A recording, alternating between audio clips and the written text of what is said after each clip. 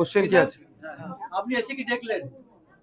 দেখুন, পরিবারের লোকের সাথে কথা বললাম, আমাদের যে মোহাম্মদ মাফিক ভাই আছে তার ছেলের সাথে কথা বললাম, স্ত্রীর সাথে কথা বললাম, আর যারা গ্রামের মানুষজন আছে কথা বললাম, যে দুটো কথা, এই গ্রামে এই ধরনের পরিস্থিতির সম্মুখীন গ্রামের মানুষ হয়নি, যথেষ্ট এরা আতঙ্কে। যে একটা শিক্ষার জন্য কথা বলতে গিয়েছে, পিটিয়ে মেরে দেবে মানুষকে। আমি যে এর বাড়িতে এসে পৌঁছানোর আগে পর্যন্ত আপনারাও এসেছেন, রাস্তার অবস্থা দেখেছেন। এ তো এর নিজের স্বার্থের জন্য তাকে রাস্তা দাবি করতো, যে আমাকে এখানে একটা রাস্তার ব্যবস্থা করে দাও, কিন্তু সে রিমান্ড নিয়ে যায়নি। গিয়েছে আমার ভাই গিয়েছে যে এলাকার শিক্ষা প্রতিষ্ঠানের মান উন্নয়নের জন্য। আক্রমণ করছে কারা? শাসক দলের ছত্রছায়া থেকে যারা থাকছে। পশ্চিমবাংলা সরকার এবারে বাজেটে স্কুল এডুকেশনে একটা কথা উল্লেখ করেছে, PM-3, অর্থাৎ স্কুলের আপলিফমেন্ট ডেভেলপমেন্ট করার জন্য একটা প্রজেক্ট নিয়ে আসছে, যেটা সেন্ট্রাল গভর্নমেন্ট ফান্ড দেবে। তাহলে এ যে দাবিটা করছে, এও তো স্কুলের ডেভেলপমেন্টের দাবি করছে। পশ্চিমবাংলা সরকার বাজেটে দাবি করছে স্কুলের পরিকাঠামো উন্নয়ন করব, স্কুল শিক্ষা ব্যবস্থার উন্নয়ন হবে। আর শেখ এই আব্দুল হাফিজ যে দাবি করছে সেম দাবি, তারপরেও কেন হলো? তাহলে মুখ আর মুখোশ হয়ে যাচ্ছে না তো? এই ভাইয়ের সাথে কথা হচ্ছে, যারা দোষ করেছে একটাও ছাড় পাবে না। যাদের নামে অভিযোগ করেছে প্রথমে, পরবর্তীতে ওদেরকে যারা শেল্টার দিয়েছে, আশপাশে যারা ছিল, গ্রামের মানুষের সাথে কথা বলে তার নামগুলো আমরা নোটিং করিয়েছি, থানাতে করে এসেছে। প্রশাসন তার দায়িত্বশীলতার পরিচয় দিয়ে কাজ করবে। অলরেডি দিল্লি থেকে প্রতিনিধি দল এসছে, সিজেপি তারা আছেন, দীর্ঘদিন ধরে আছেন, এদের সাথে আছে। এদের যারা দিল্লির বস মানে নেতৃত্বরা আছে সবসময় যোগাযোগ করছে। এক কথাই, যে অন্যায় হয়েছে শাস্তি চূড়ান্ত ভাবে চাই আমরা। পুলিশের পক্ষ থেকে একটা দাবি করা হচ্ছে টুইট করে, যে এর বাবার মৃত্যু হয়েছে রক্তচাপ জনিত রোগে। কি বলবেন আপনি? দেখুন, এই ধরনের মন্তব্যকে আমি পাত্তা দিই না। পুলিশ তার ব্যর্থতা হয়তো কোনো জায়গায় ঢাকার জন্য চেষ্টা করছে। একবার আক্রান্ত হয়নি, দুবার আক্রান্ত হয়েছে। একটা বাড়িতে এসে মারধর করেছে, দ্বিতীয়ত যখন চিকিৎসা করার জন্য নিয়ে যাচ্ছিল পথের মধ্যে আক্রমণ চালিয়েছে। ফিরে আসার পথে আক্রমণ চালিয়েছে। আমাকে এটা বলতে দেন। PM রিপোর্টের কথা হয়তো তারা বলছে, পুলিশের হাতে এখন কি PM পোস্টমর্টম রিপোর্ট গিয়েছে আমি জানতে চাই। যদি গিয়ে থাকে তাহলে নিশ্চিতভাবে একটা কপি আমাদের বাড়িতেও আসতো। এ বাড়িতে আপনারা রিসিভ করেছেন? তাহলে কোথা থেকে পেল? ওই আকাশ কুসুম কথা ওনাদেরকে রাখতে বলুন, এই টুইট খেলা বন্ধ করতে বলুন।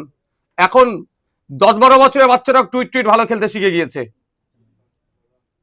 ভরখাওয়া মানে কোনো না কোনো জায়গায় আবার একটা আন্ডার প্রেসার রাখার চেষ্টা হচ্ছে, মাথায় 4টে সেলাই হয়েছে।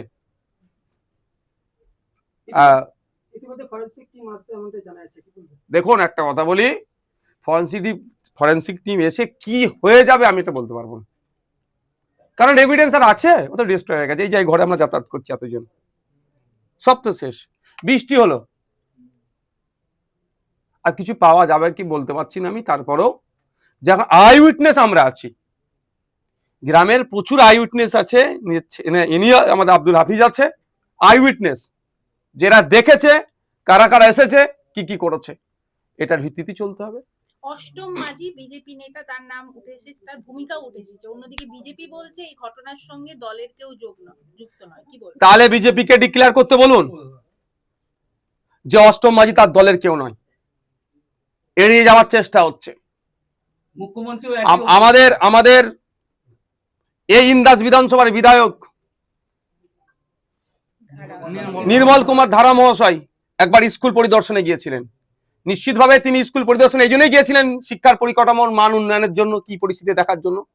ওই তার সাথে তো কেউ খারাপ আচরণ করেনি। তিনি জনপ্রতিনিধি হিসাবে গিয়েছেন, আর এরা যুবকদের প্রতিনিধি হিসাবে আজকে সারা দেশে আজকে ঘুরছে, দেশের ভবিষ্যতের প্রতিনিধি হিসাবে এরা দেশে ঘুরছে। এটা কি অন্যায় করলো নির্মল? তো যেই যাই বলুক না কেন, আইন আইনের পথে চলবে। কেউ যদি মনে করে আইনকে ভুল পথে চলাবে, তাকেও জবাব দিতে হবে। আমি পুলিশ প্রশাসনকে বলবো, এবারে পশ্চিমবঙ্গ বিধানসভা থেকে দাঁড়িয়ে পুলিশ মন্ত্রী একাধিক পুলিশকে কিন্তু সাসপেন্ড করেছে, কারণ তারা বিগত সরকারের আমলে তাদের সঠিক দায়িত্ব পালন করেনি। তাই আমি আজকে এখানে বলে যাচ্ছি, এক মাকেও শীত যায় না। যদি কেউ কোনো নেতা কেতার কথা শুনে ভুল ইনভেস্টিগেশন করে এই কেসকে বিপদে পরিচালনা করে, আগামী দিনে কিন্তু ফাইল খোলা হবে, সেই পুলিশকেও ছাড়া হবে না। পরিবারের সাথে তো কথা বলবেন, কি বলবেন? এটাই কি তার প্রমাণ? সেটা দেখাচ্ছে তো। আচ্ছা, কি অবস্থা হচ্ছে? কোনো জায়গায় কংগ্রেসের নেতাদেরকে গুলি করে খুন করছে, কোনো জায়গায় ন্যায়ের কথা, স্কুল এডুকেশন ডেভেলপমেন্টের কথা বলছে, তাদেরকে খুন হয়ে যেতে হচ্ছে। কোন পরিস্থিতিতে বাংলা দাঁড়িয়েছে? কলকাতার নিউ মার্কেটের হোটেলে আগুন। আমি ওই আচ্ছা, এখানে আমাকে এই রিলেটেড কোশ্চেন করবেন, উত্তর দেবো আমি। মুখ্যমন্ত্রী দাবি করেছেন যে এই ঘটনায় বিজেপির কেউ জড়িত নয়, কি বলবেন? দেখুন, মুখ্যমন্ত্রী কি বললেন, জেপি নাড্ডাজি কি বললেন, সমিত ভট্টাচার্য কি বললেন, তাতে আমাদের লেনা দেনা নাই। আমাদের অবস্থা একদম ক্লিয়ার। 5 জনের নাম সরাসরি প্রথমে দেওয়া হয়েছিল, যাদের আই উইটনেস হিসাবে মৃতর ছেলে যেটা আছে তিনি দিয়েছেন। পরবর্তীতে গ্রামের মানুষের সাথে একাধিকবার আলোচনা করে, মানে ভেরি ক্রস চেকের জন্য যে আর কারা কারা ছিল তাদের নামগুলো দেওয়া আছে। তাদের রাজনৈতিক পরিচয় বিজেপি থাকবে, ছাড় পেয়ে যাবে, নন বিজেপি হলে ছাড় পাবে না, অত আমরা নয়। হ্যাঁ, আমরা যতটুকু খবর পেয়েছি, ওই যে ব্যক্তিটির নাম কি মাঝি, অষ্টম মাঝি বলে যে ব্যক্তিটি আছে, ও বিজেপির সাথে সরাসরি যুক্ত। পরিবারের সাথে কথা বললেন? আলোচনা হয়েছে কি কি হয়েছে, সমস্যা আগামী দিনে কিভাবে চলতে হবে। কি দাবি করেছে? পরিবারের ছেলে জাবিদ যেটা করেছে, তো আজকে আমাকে নতুন করে বলতে লাগবে না যে ক্ষতিপূরণের দরকার নাই। দরকার কি, যেই লড়াইয়ের জন্য এর পিতাকে হারিয়েছে, সেই লড়াই, যে একটা আন্তর্জাতিক মানের স্কুল। কেন হবে না? কেন হবে না? আমাদের স্কুল মৌলিক অধিকারের মধ্যে পড়ছে। আজকে বিশ্বের প্রথম বিশ্ব দেখুন, ইউরোপে যান, জার্মানিতে যান, আমেরিকাতে যান, কানাডাতে যান, অস্ট্রেলিয়াতে যান, ক্লাস 1 থেকে সরকারি স্কুলে কম্পিউটার এডুকেশন আছে।